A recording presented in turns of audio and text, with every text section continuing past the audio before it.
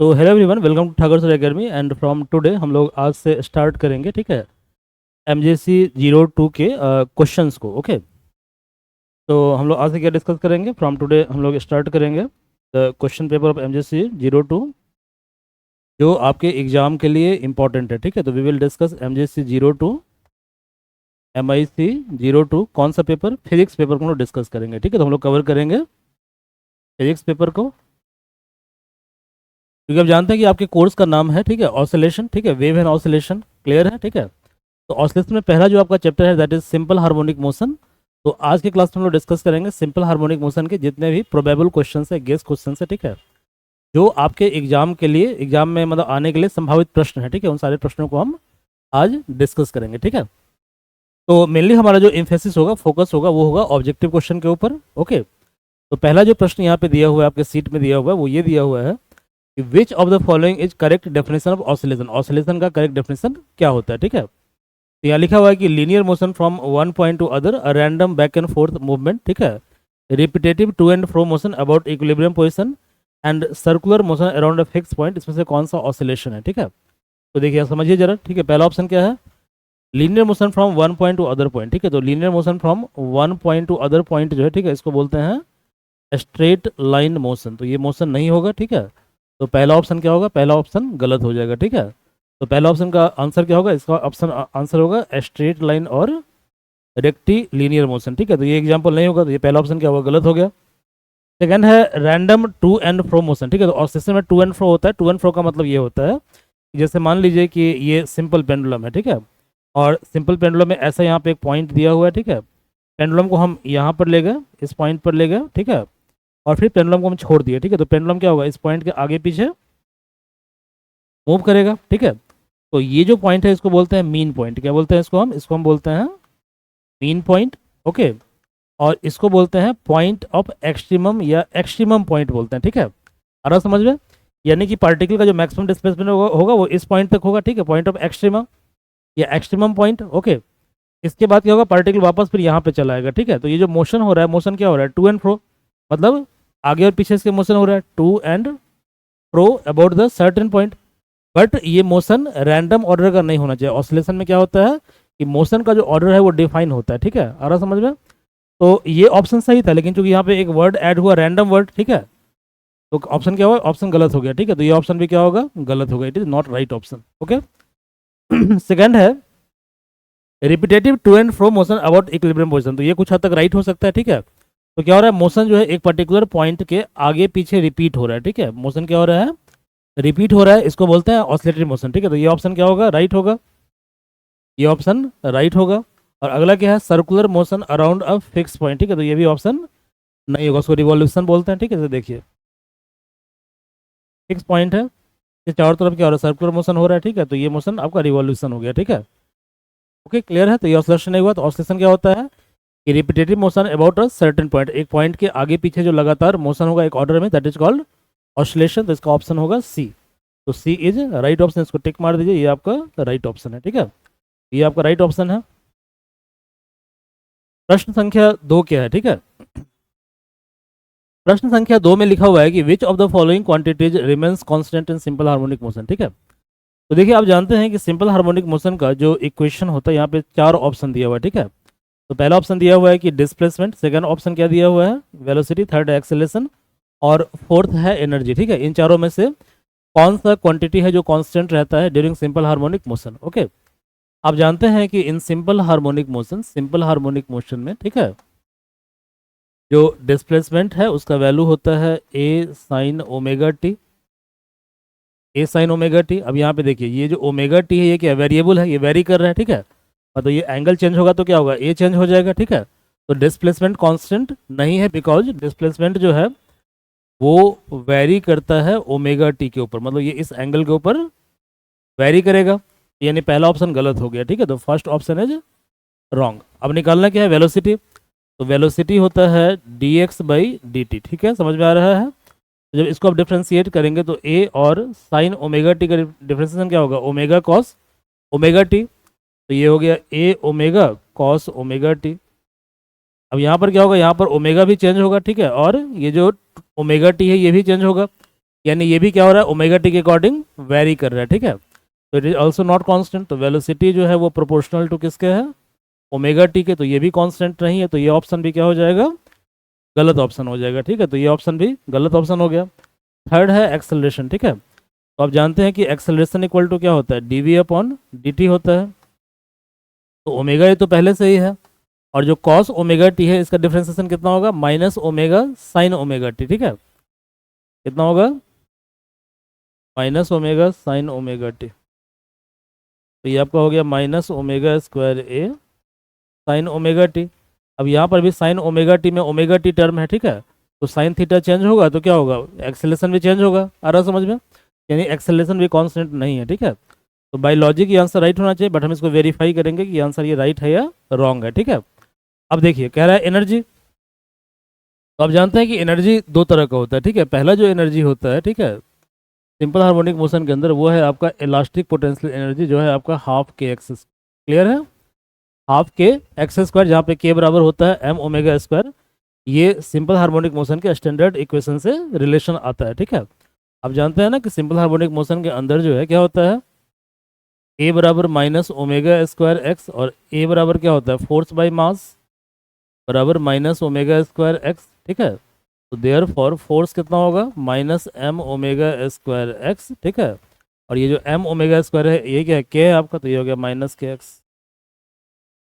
Clear है, तो half K X square plus half M V square, ये kinetic energy है, हाफ एम वी स्क्वायर। तो ये आपका हो जाएगा हाफ के कितना है, एम ओमेगा स्क्वायर, और एक्स कितना है, ए साइन ओमेगा टी। तो एक्स है आपका ए साइन ओमेगा टी, तो ए साइन ओमेगा टी का whole square plus half M. V कितना है, तो वी का वैल्यू आपका है, ठीक है, omega A cos omega T, इसका होल स्क्वायर। क्लियर है, इसका होल स्क्वायर, इसको सॉल्व कीजिए तो ये आ जाएगा 1/2 m ओमेगा स्क्वायर। अब ए साइन ओमेगा टी का होल स्क्वायर होगा A square sine square omega T plus half M omega A cos omega T का होल स्क्वायर, तो omega square A square cos square omega T. Clear है। अब देखो half M omega square A square, ये क्या है, common है, इसको कॉमन ले लो। तो ब्रैकेट में क्या बचेगा, ब्रैकेट में बच जाएगा sign square omega T plus cos square omega T. अब मुझे एक बात बताओ कि sine square theta plus cos square theta कितना होता है, 1 होता है, ठीक है। तो ये वैल्यू कितना होगा, ये वैल्यू हो जाएगा 1, यानी ये आ जाएगा 1/2 m ओमेगा स्क्वायर इंटू ए स्क्वायर। बताओ ये तो कांस्टेंट है ना। तो यहाँ पे ना साइन का टर्म है ना कॉस का टर्म है, ये वेरी कब करता है, जब यहाँ पे साइन और कॉस का टर्म होता है, ठीक है। तो चूंकि यहाँ पे ना साइन का टर्म है ना ही कॉस का टर्म है, तो इसका मतलब एनर्जी क्या होगा, एनर्जी रिमेंस कांस्टेंट। एनर्जी क्या होगा, कांस्टेंट रहेगा। तो सिंपल हार्मोनिक मोशन के अंदर एनर्जी कांस्टेंट होता है, इसको ध्यान में रखना है, ठीक है भाई। तो ये एनर्जी क्या है, एनर्जी आपका कांस्टेंट है। तो अब मुझे बताओ कि ऑप्शन कौन सा राइट होगा, ठीक है। तो ऑब्वियसली इसका जो है ऑप्शन नंबर कितना होगा, डी नंबर। तो डी नंबर ऑप्शन क्या होगा, राइट ऑप्शन होगा। तो it is right option. Total energy क्या होगा, कांस्टेंट होगा, ठीक है। और रेस्ट क्वांटिटी क्या करेगा, वेरी करेगा, ठीक है। इसको अदर मेथड से हम सॉल्व कर सकते हैं, okay, but due to time constant, okay, our focus is only on one method, ठीक है। हम एक ही मेथड पे फोकस कर रहे हैं। अगला प्रश्न देखिए, कह रहा है कि which of the following statement about angular speed is angular frequency, angular frequency is correct, ठीक है। तो पहले हम ये जान लेते हैं कि एंगुलर फ्रीक्वेंसी होता क्या है, ठीक है। पहले हम ये समझ लेते हैं तो ऑटोमेटिकली स्टेटमेंट हमको पता चल जाएगा, ठीक है। तो देखिए भाई, जो एंगुलर फ्रीक्वेंसी है, एंगुलर फ्रीक्वेंसी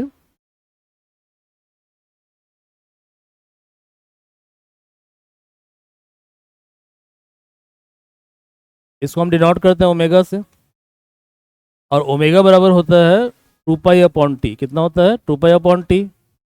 आ रहा समझ में, 2π/t। गुड। तो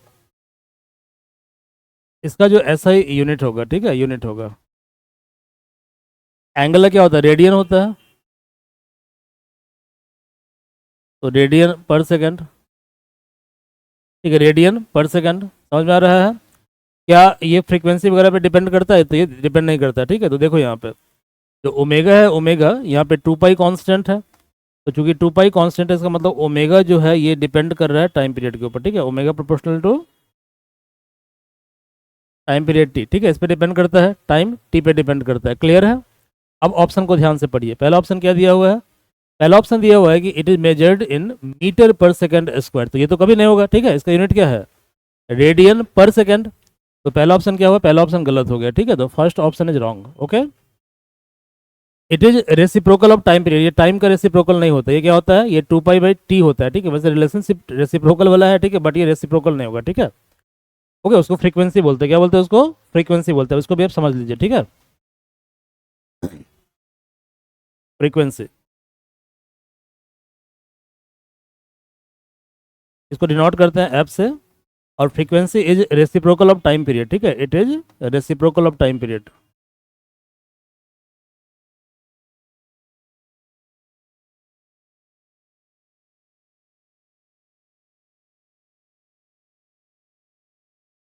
टाइम पीरियड यानी कहने का मतलब फ्रीक्वेंसी जो होता है, फ्रीक्वेंसी एफ, ये होता है 1/टाइम पीरियड। समझ में आ रहा है? तो इसका मतलब सेकंड ऑप्शन भी क्या होगा? गलत ऑप्शन हो जाएगा। ये टाइम पीरियड का रेसिप्रोकल नहीं है, ठीक है, उसको फ्रीक्वेंसी बोलते हैं। तो ये ऑप्शन भी गलत हो गया, ठीक है। अगला क्या है? It remains constant for all type of oscillation, ठीक है। तो ये हम देख सकते हैं, कांस्टेंट हो भी सकता है, नहीं भी हो सकता है, चेक करते हैं इसको। अगला, it is directly proportional to amplitude. तो क्या एम्पलीट्यूड से कोई रिलेशन इसका है? नहीं रिलेशन है, ठीक है। ये डिपेंड करता है टाइम पीरियड के ऊपर। आ रहा समझ में? तो ये डिपेंड करता है टाइम पीरियड के ऊपर, तो ये गलत हो गया, ठीक है। तो ये ऑप्शन क्या होगा? राइट ऑप्शन होगा, ठीक है। तो this is right option. Why right option? क्योंकि क्या होता है, यहाँ पे क्या लिखा है कि it remains constant for all type of oscillation. Clear है? ठीक है। तो जो ऑसिलेशन है उसके लिए टाइम पीरियड क्या होगा? फिक्स होगा। तो अल्टीमेटली क्या कहते हैं? T is constant. Okay, that's why it is constant. अगला प्रश्न देखो क्या है। Which of the following represent simple harmonic motion? हम समझते हैं पहले, ठीक है, कि what is the definition of simple harmonic motion, ठीक है। तो सिंपल हार्मोनिक मोशन का सिंपल डेफिनेशन ये होता है कि इन सिंपल हार्मोनिक मोशन, ठीक है, acceleration is directly proportional to displacement X. इसको हम समझ सकते हैं, इसका बेस्ट एग्जांपल है सिंपल हार्मोनिक मोशन का स्प्रिंग मास सिस्टम और सिंपल पेंडुलम। तो जब हम सिंपल पेंडुलम लेते हैं, ठीक है, यहाँ पे सिंपल पेंडुलम आपके लैब में एक्सपेरिमेंट करवाया भी गया होगा, ठीक है। यहाँ पे क्या है? सिंपल पेंडुलम है, हमने पेंडुलम को यहाँ पर लाया, ठीक है, और पेंडुलम को छोड़ दिया हमने, ठीक है। पेंडुलम क्या कर रहा है? इस पॉइंट के आगे पीछे मूव कर रहा है, टू एंड फ्रो मूव कर रहा है। आ रहा समझ में? ठीक है। तो इस तरह के मोशन को हम बोलते हैं सिंपल हार्मोनिक मोशन। अब यहाँ पे एक बात नोटिस करने वाली है, ठीक है, कि जब हम क्या करते हैं कि जब ये पार्टिकल इधर डिस्प्लेस हो रहा है, ठीक है, तो एक फोर्स ये कोशिश कर रहा है कि इस पार्टिकल को हम इस इक्विलिब्रियम पॉइंट पे वापस लेकर आ जाए। आ रहा समझ में? तो जो फोर्स इसको वापस लाने की कोशिश कर रहा है उसको बोलते हैं रीस्टोरिंग फोर्स। क्या बोलते हैं? रीस्टोरिंग। री मतलब दोबारा, स्टोर मतलब कंडीशन, ठीक है। तो दोबारा क्या करना? अपने इक्विलिब्रियम कंडीशन पे वापस लेकर आना। और यही क्या कहते हैं? न्यूटन का पहला पहला लॉ है, ठीक है। न्यूटन का जो पहला लॉ है, लॉ ऑफ इनर्शिया, वो क्या कहता है कि हर ऑब्जेक्ट अपने स्टेट ऑफ कंडीशन को चेंज नहीं करना चाहता है, तो आप फोर्स कर रहे हो इसको चेंज करने के लिए कंडीशन को, ठीक है। तो रीस्टोरिंग फोर्स क्या कर रहा है? न्यूटन के पहले लॉ को यूज करते हुए, मतलब कि इनर्शिया के लॉ को फॉलो करते हुए वापस इस पॉइंट पर आने की कोशिश कर रहा है, ठीक है। तो इसका मतलब ये हुआ कि जो डिस्प्लेसमेंट है वो राइट में है, क्लियर है, और एक्सेलरेशन कहाँ पे हो रहा है? लेफ्ट में हो रहा है, ठीक है। तो यानी सिंपल हार्मोनिक मोशन में क्या होता है कि acceleration proportional to displacement X होगा, ठीक है। का मतलब ये हुआ कि एक्सेलरेशन बराबर होगा माइनस ओमेगा स्क्वायर एक्स। यहाँ पे ओमेगा स्क्वायर कांस्टेंट है, और माइनस साइन का मतलब ये है, ठीक है, कि जो एक्सेलरेशन का डायरेक्शन है और डिस्प्लेसमेंट का डायरेक्शन है, दोनों क्या है? दोनों आपस में एंटी पैरेलल है, मतलब एक दूसरे के अपोजिट है, ठीक है, अपोजिट है। तो ए बराबर क्या हो गया? माइनस ओमेगा स्क्वायर एक्स हो गया, ठीक है। अब देखिए,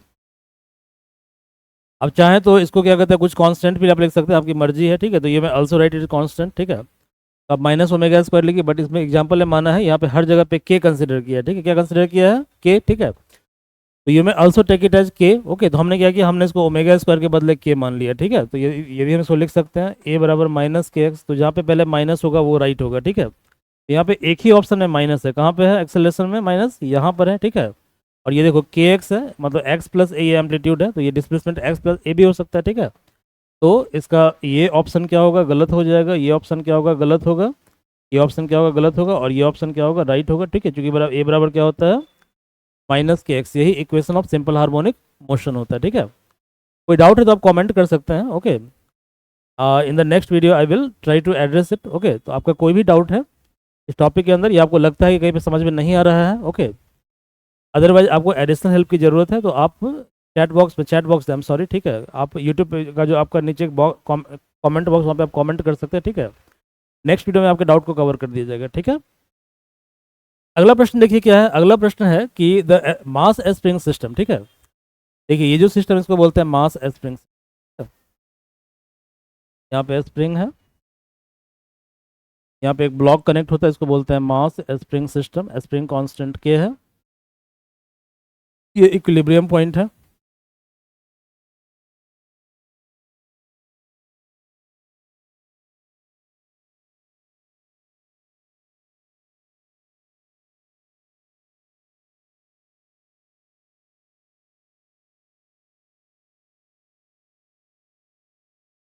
यहाँ पे स्प्रिंग क्या है, कॉम्प्रेस है।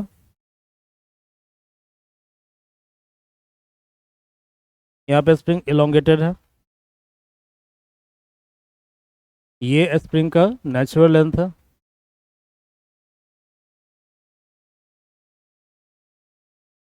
ये स्प्रिंग का नेचुरल लेंथ है। और समझ में, नेचुरल लेंथ है, तो इसको बोलते हैं मास स्प्रिंग सिस्टम। तो यहाँ पे देखो, यहाँ पे टाइम पीरियड कितना दिया हुआ है, यहाँ पे टाइम पीरियड दिया हुआ है 2 सेकंड, ठीक है। तो टाइम पीरियड दिया हुआ है 2 सेकंड, तो टाइम पीरियड दिया हुआ है 2 सेकंड। 2 सेकंड, तो क्या निकालना है, फ्रीक्वेंसी निकालना है। क्या बताया था कि फ्रीक्वेंसी टाइम पीरियड का अपोजिट होता है, ठीक है। तो फ्रीक्वेंसी इक्वल टू क्या होता है, 1 बाई टाइम पीरियड। तो जो कि फ्रीक्वेंसी बराबर होता है 1 बाई टाइम पीरियड, ठीक है। फ्रीक्वेंसी क्या होता है, 1 बाई टाइम पीरियड। तो कितना होगा, 1/2। 1/2 कितना हो जाएगा बताओ, 0.5। और इसका यूनिट होगा सेकंड इनवर्स, यानी इसको हर्ज बोलते हैं। क्या बोलते हैं इसको, हर्ज, HERTZ या HZ, ठीक है, HZ। यहाँ पे लिख लीजिए फ्रीक्वेंसी का जो ऐसा यूनिट है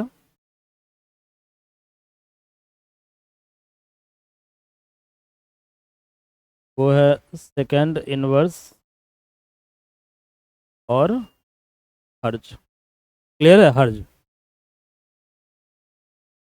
अगला प्रश्न क्या है, देखिए, कह रहा है कि the time period of magnet is 4 second, it is divided into 2 equal half, what is the time period of each part, ठीक है। मतलब हर एक पार्ट का टाइम पीरियड कितना होगा, ठीक है।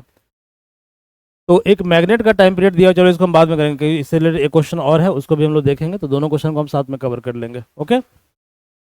अगला प्रश्न है कि minimum velocity of particle in simple harmonic motion is 0.16 metre per second, ठीक है, and maximum acceleration is 0.64 metre per second square, ठीक है।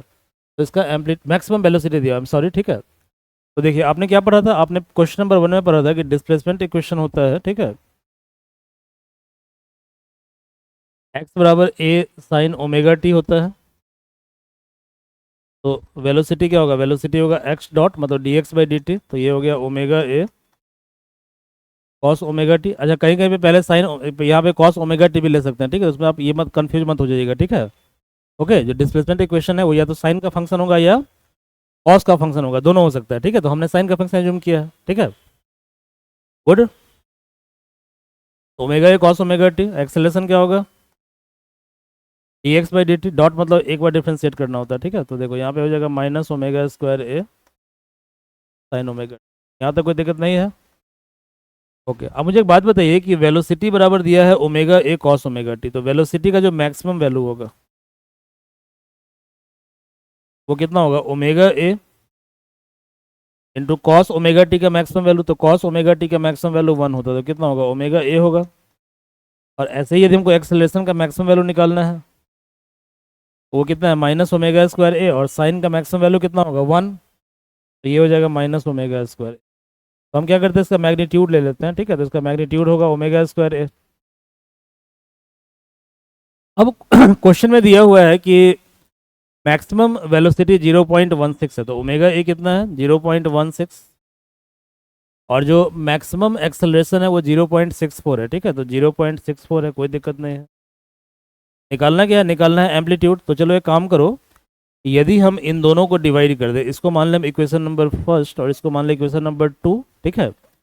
और यदि 2 को हम डिवाइड कर दे फर्स्ट से, 2 को हम डिवाइड कर दे फर्स्ट से, ठीक है।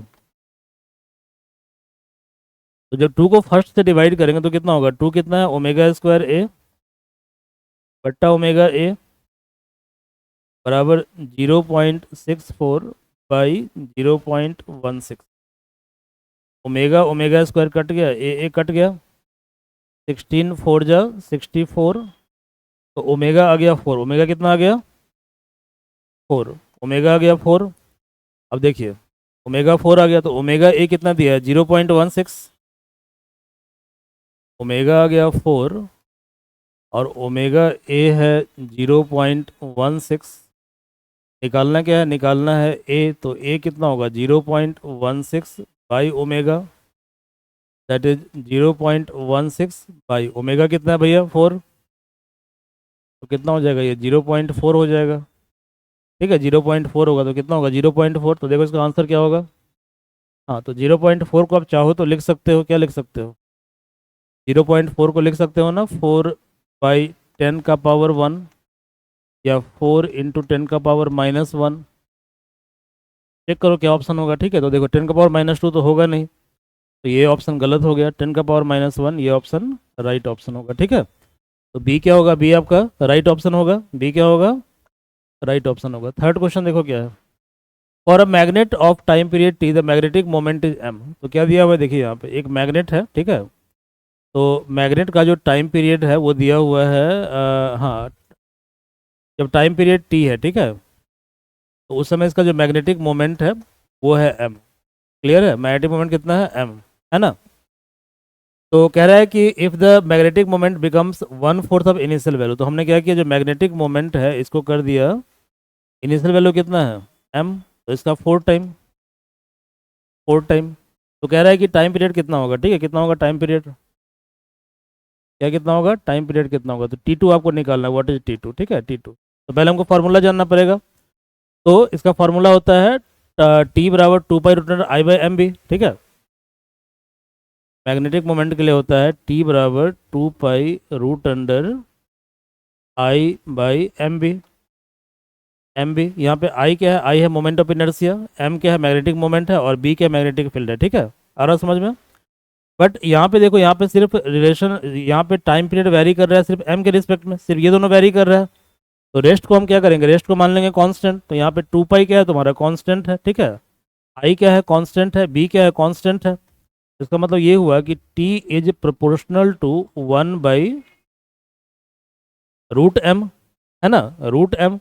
तो now tell me one thing, as T is proportional to 1/√m, तो आप लिख सकते हो ना T1/T2 बराबर √m2/m1, ऐसा आप लिख सकते हो।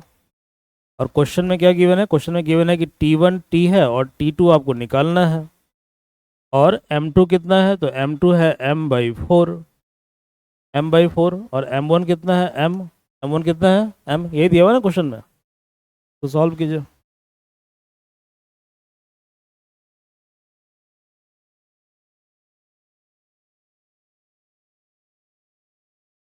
वन बाई टू,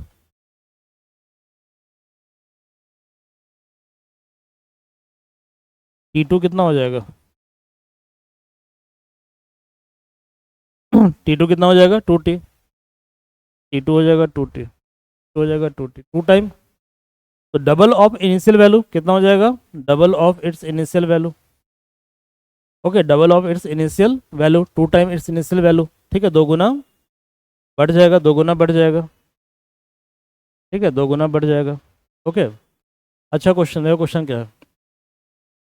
कह रहा है कि the displacement of a particle varies with time according to the relation y = a sin ω_t + b cos ω_t। ठीक है, तो the motion is oscillatory but not simple harmonic motion. The motion is simple harmonic motion with amplitude a + b।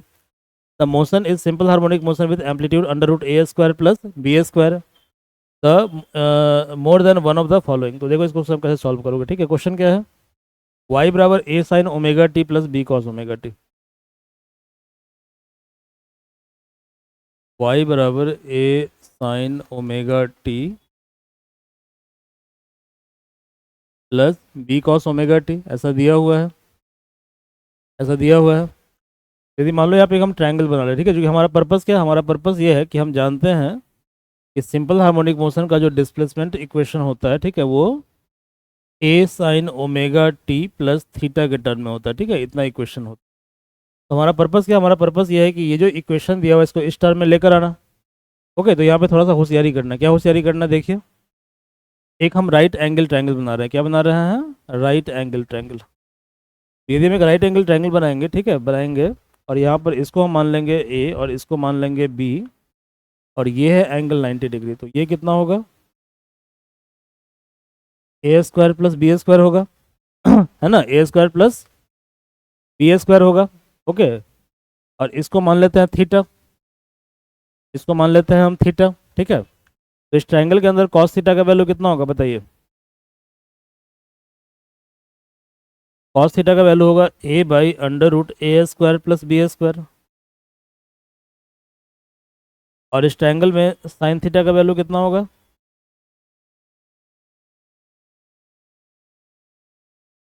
B by under root A square plus B square. Value को यहाँ put कीजिए। तो यदि हम ऐसा कर दें कि under root A square plus B square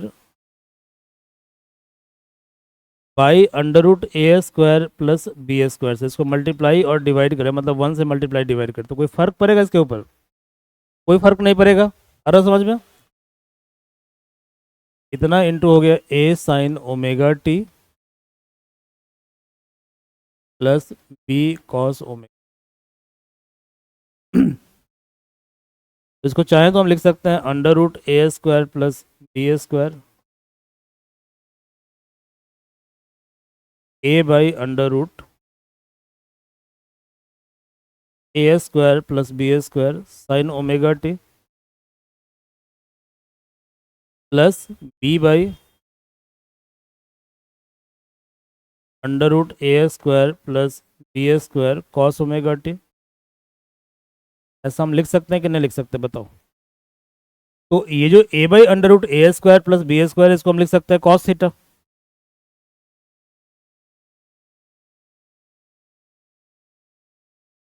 cos theta, तो ये हो गया cos theta sine omega T. और इस वाले टर्म को लिख सकते हैं साइन थीटा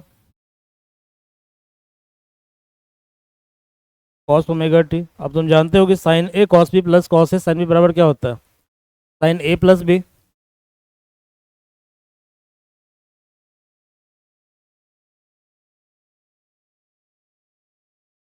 ये हो गया sign omega T plus theta. यदि इसको हम मान लें एम्पलीट्यूड ए, क्या मान लें, एम्पलीट्यूड ए, ये कैसा दिख रहा है, ये दिख रहा है A sine omega T plus theta, plus theta. यहाँ पर एम्पलीट्यूड क्या है, under root A square plus B square. तो अब देखो ये इक्वेशन इसमें कन्वर्ट हो गया ना सिंपल हार्मोनिक मोशन के इक्वेशन में, ठीक है। तो इसका मतलब इसका आंसर क्या होगा, इसका आंसर होगा कि ये एग्जीक्यूट करेगा सिंपल हार्मोनिक मोशन, ठीक है, बट इसका एम्पलीट्यूड कितना होगा, under root A square plus B square. तो बताओ कौन सा ऑप्शन राइट होगा। तो पहला ऑप्शन दिया है कि motion is oscillatory but not simple harmonic motion, तो ये गलत ऑप्शन हो गया, ये सिंपल हार्मोनिक मोशन बिल्कुल है, ठीक है। सेकेंड ऑप्शन है कि motion is S H M, लेकिन इसका जो एम्पलीट्यूड है वो ए प्लस बी है, तो ये ऑप्शन भी क्या होगा, गलत हो जाएगा, ठीक है, क्योंकि ये ए प्लस बी नहीं है, ठीक है। थर्ड क्या है कि motion is simple harmonic motion with amplitude under root A square plus B square, ये बिल्कुल राइट ऑप्शन है, ठीक है। तो ये ऑप्शन क्या होगा, राइट ऑप्शन होगा, ठीक है, राइट होगा। ये होगा नहीं, इसको काट दीजिए।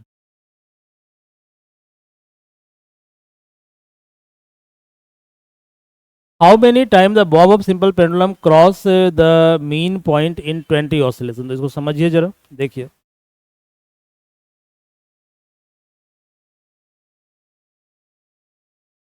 ये सिंपल पेंडुलम है, ये मीन पोजीशन है, पेंडुलम यहाँ पे आया और पेंडुलम यहाँ पे गया, ठीक है, तो इसको बोलते हैं मीन पोजीशन।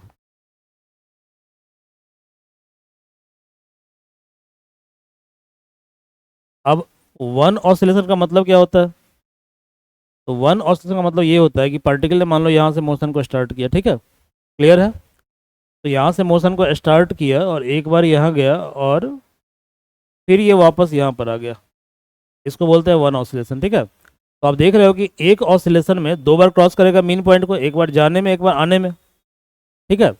इसका मतलब ये हुआ कि वन ऑसिलेशन में जो है, ठीक है, ये 2 बार क्रॉस करता है मीन पॉइंट को।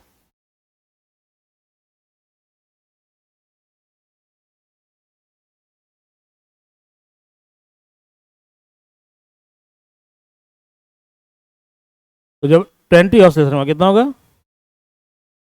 20 ऑसिलेशन। तो ये मीन पॉइंट को क्रॉस करेगा 20 × 2 मीन पॉइंट,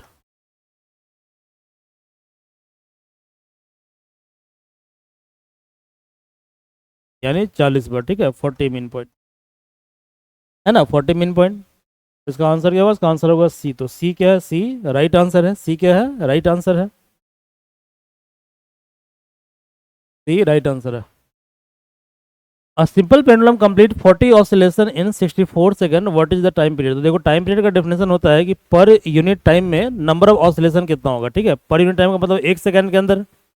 आ रहा समझ में? तो क्वेश्चन में क्या दिया हुआ है? क्वेश्चन में दिया हुआ है कि 64 सेकंड में जो है कितना ऑसिलेशन कंप्लीट करता है? 40 ऑसिलेशन।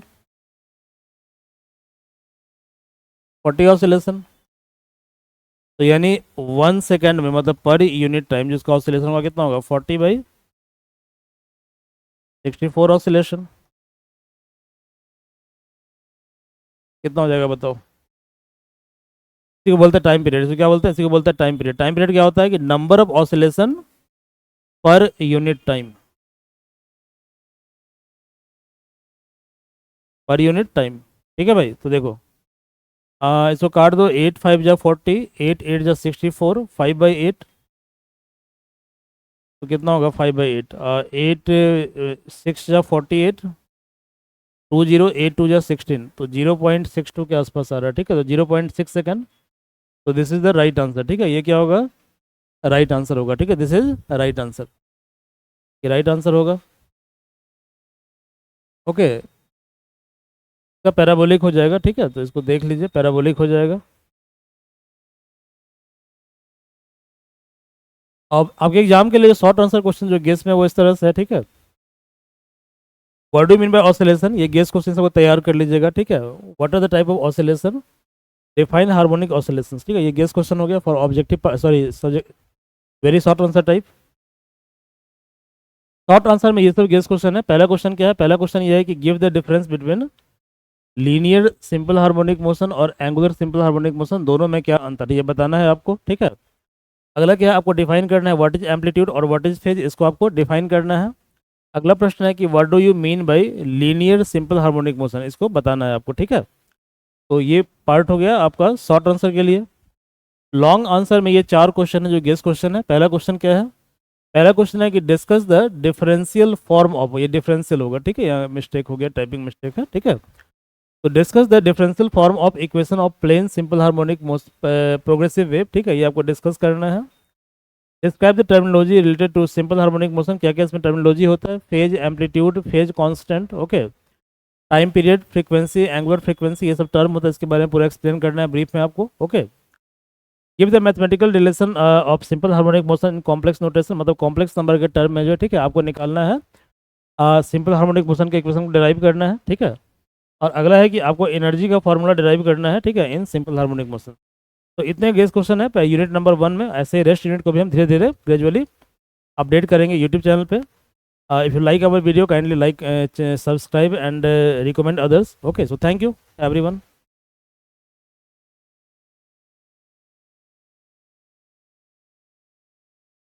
Hello hello.